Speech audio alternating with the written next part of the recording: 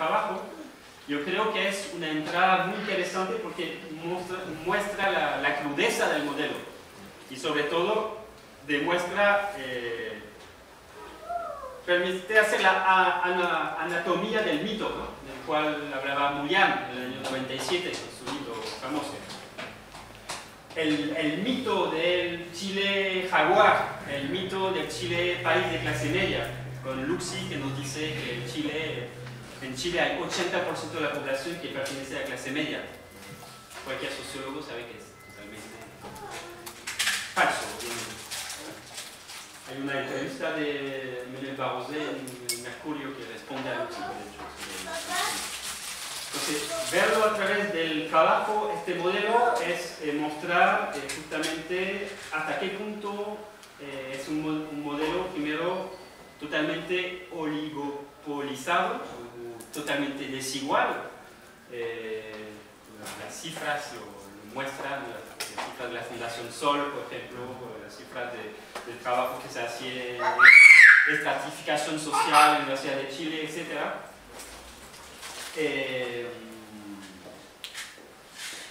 Bueno, no es la cifra porque no tiene sentido, pero doy una. 1% de la población acumula el 30% de los ingresos, el 0,01% cerca del 10% de los ingresos. Es decir, tenemos pocas familias, pocos grupos que dominan totalmente este modelo del Chile democrático. Y lo interesante es si lo aplicamos a los puertos, son las mismas familias que son dueños de los puertos. Por eso es interesante estudiar los puertos en Chile, porque es enfrentarse realmente a la crema innata, como dicen los portuarios, del capitalismo chileno. Son los mismos que detienen, controlan el flujo de exportación, que controlan también los puertos en Chile. Entonces, este neoliberalismo avanzado, si le tomamos Ruiz, este neoliberalismo maduro, si le tomamos Agacino, este neoliberalismo triunfante, Gómez Leighton, bueno, poco importa al final, o si tal vez importa, vale la pena leerlo a través de los conflictos del trabajo. Eso es lo que quiero insistir acá. Porque realmente permite mostrar parte del funcionamiento del modelo de acumulación, ¿cierto? Pero también de las relaciones sociales que se ponen en marcha dentro de este modelo. Durante mucho tiempo nos dijeron la época neoliberal es la época de la disolución de las clases, incluso comenzamos a hablar del fin del trabajo, la sociedad del fin del trabajo. Y en sociología hay toda una corriente muy fuerte en este aspecto, de disolución, ¿no?, de las clases sociales, de disolución de la sociedad del trabajo, de la extinción de la cultura del trabajo. Francamente, si miramos cómo funciona Chile, vemos que eso no tiene racionalidad. Lo que sí, efectivamente, hubo una fragmentación del trabajo, hubo una flexibilización intensa de las clases sociales, hubo un desdibujamiento de lo que eran las identidades obreras, identidades de clase, eso sí. Pero eso no significa que se disolvieron ni la clase, ni se disolvieron la importancia del trabajo en la sociedad chilena. Entonces, yo creo que, obviamente, yo analicé los años 70 y hoy día, bueno, Yarur no está. Los bastiones obreros de los codos industriales hoy día son outlets, el codo de Vicuña Maquena, donde vivo yo actualmente, son puros galpones. Ya, no, queda Luchetti. Si no, son puros galpones. Ahí sí algo pasó que es fundamental. El neoliberalismo pulverizó la clase obrera industrial chilena.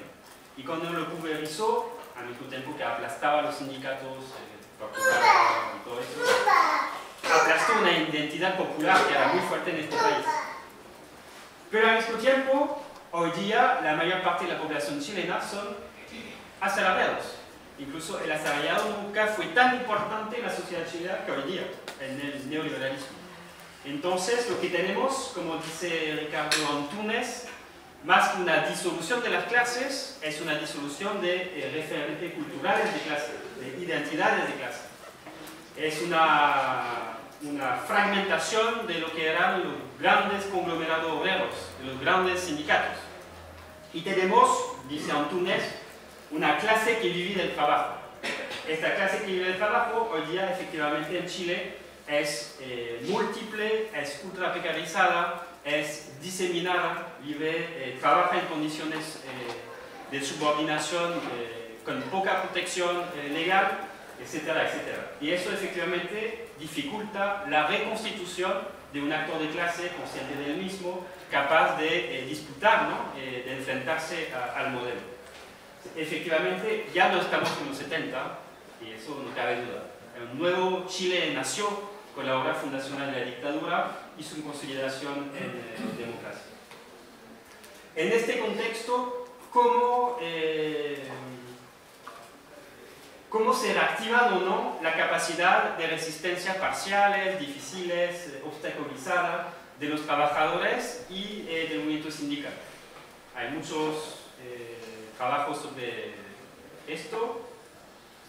Yo creo que es esencial continuar haciendo trabajo de terreno específicos para entender, ¿no?, cuál es el proceso molecular que en un momento dado permite que incluso en condiciones ultra precarizadas, en condiciones de poca afiliación sindical, en condiciones de ninguna protección legal por el Código del Trabajo, hay un momento en que, a pesar de todo eso, hay conglomerados de asalariados, asalariadas, que dan el salto y comienzan a organizarse y a enfrentarse al modelo, en este caso localmente a menudo, incluso desde los años 2006-2007, a reactivar un sindicalismo bastante combativo en Chile. Lo que era poco probable para muchos autores hace, digamos, 20 años atrás, donde se decía con el neoliberalismo, la pulverización de los referentes de clase, del movimiento sindical, es muy poco probable que vuelvan grandes movilizaciones sindicales en este contexto, va a ser muy difícil. A pesar de eso, tenemos elementos de reactivación. No estoy mitificando, estructuralmente en Chile el trabajo está en una situación de dominación extrema.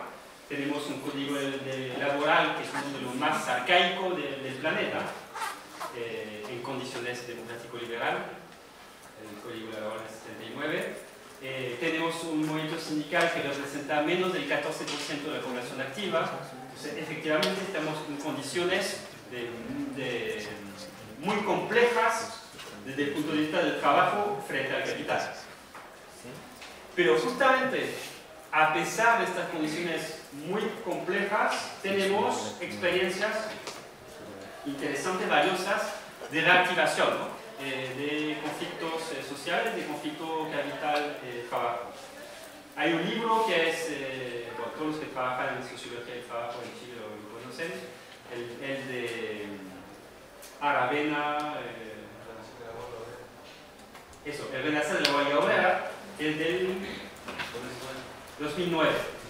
Este libro, y sobre el título, el renacer de la huelga obrera, marcó un poco la sociología del trabajo, la sociología crítica, ¿no?, en Chile, y intentaba decir, hay un renacer en particular a partir de los 2006-2007. Este libro, que yo creo que es importante porque marcó una coyuntura, al mismo tiempo tendía a, tal vez, a torcer el bastón, como se dice, el palo, el otro sentido, o a insistir que era como un renacer, un nuevo movimiento sindical. Hoy día yo creo que lo más correcto es hablar de reactivación o revitalización sindical, de elementos que son incluso anteriores, históricos, en contexto nuevo y con nuevos repertorios, pero que es lo nuevo es relativo, eso hay que insistir en eso. No es un renacer, más bien es una reactivación lenta de un proceso que arranca incluso antes de la transición. Pensemos en todas las resistencias sindicales obreras a la dictadura a partir del 82, por ejemplo. No tengo que hablar demasiado.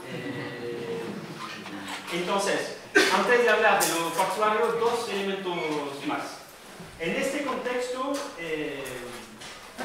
estuvo toda la discusión a partir de estos años, 2006, después el libro de 2009, los libros de Mayol, ¿no?, sobre el malestar, con Azócar y otros autores, el fin del lucro. Todos estos libros comenzaron a instalar en la sociología chilena la idea que estaba el Chile del malestar y al mismo tiempo que había una crisis de legitimidad del modelo, de la élite, de los partidos, pero también del modelo en sí, que se comenzó, incluso Mayol hablaba del posible derrumbe del modelo.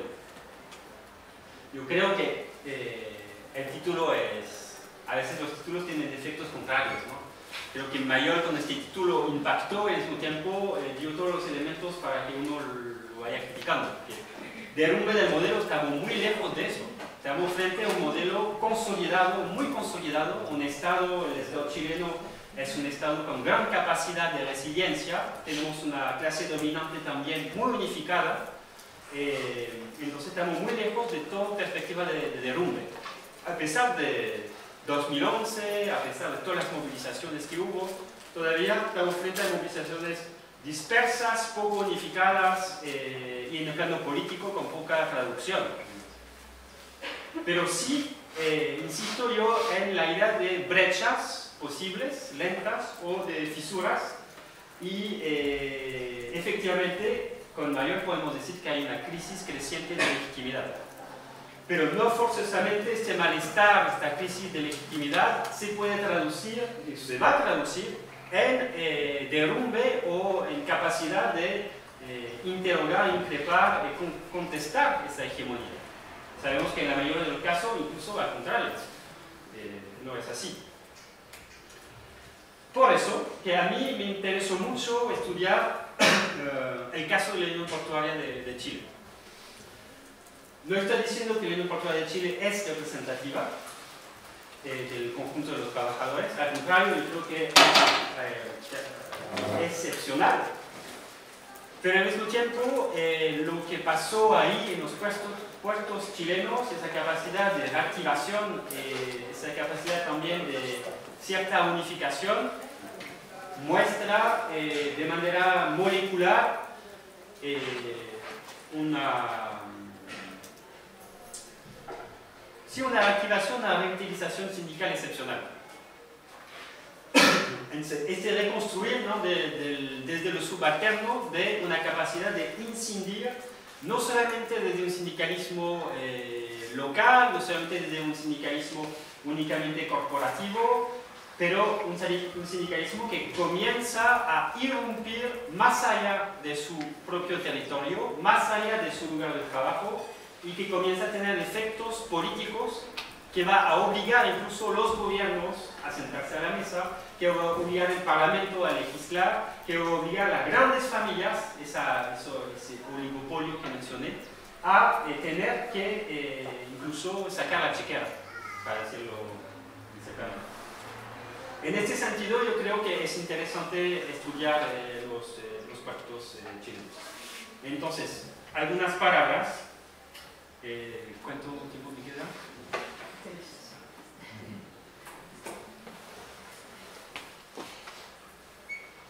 Dos palabras sobre el terreno que hice. Entonces, es un trabajo donde combine entrevistas orales, unas pocas, un trabajo cualitativo, 30 entrevistas. Eso sí, muchas estadías en los sindicatos, incluso tomando chela, comiendo asado, comiendo pescado también. Se lo vamos a llamar eso observación participante. Estudio de prensa, estudio de discursos sindicales y también de la contraparte, la Cámara Marítima, los grandes dueños de puertos y del gobierno. Entonces intenté combinar así también algunos documentos del Congreso, de discusión del Congreso sobre puertos y sobre la movilización de portuarios.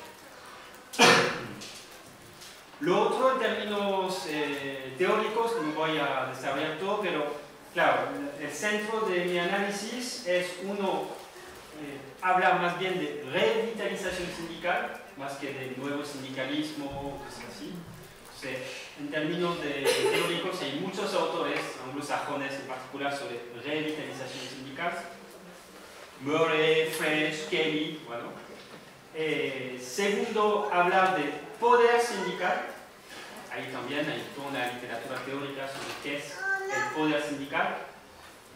En particular, en Chile está ha sido muy difundido el trabajo de John Womack, ¿no? Sobre el poder estratégico de algunos sindicatos en la cadena de producción.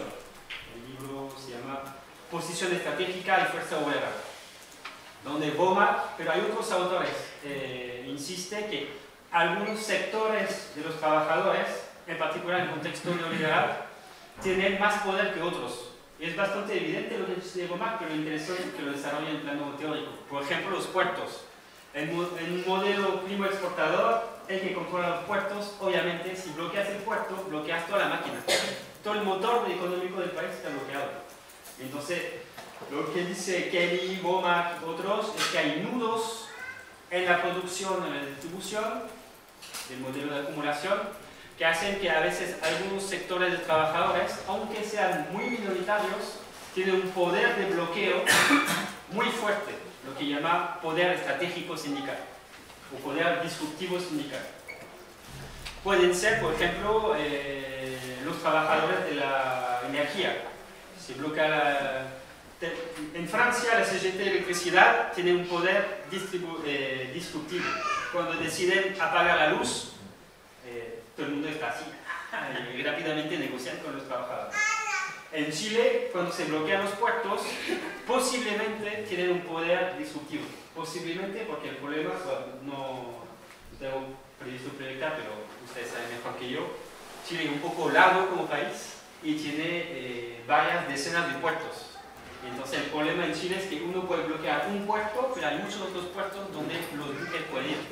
Es un poder disruptivo relativo, pero importante dentro de la cadena de producción y distribución del modelo chileno. Y lo otro que trabajé es politización sindical. Estos tres elementos, ¿no? Revitalización, poder estratégico y politización sindical.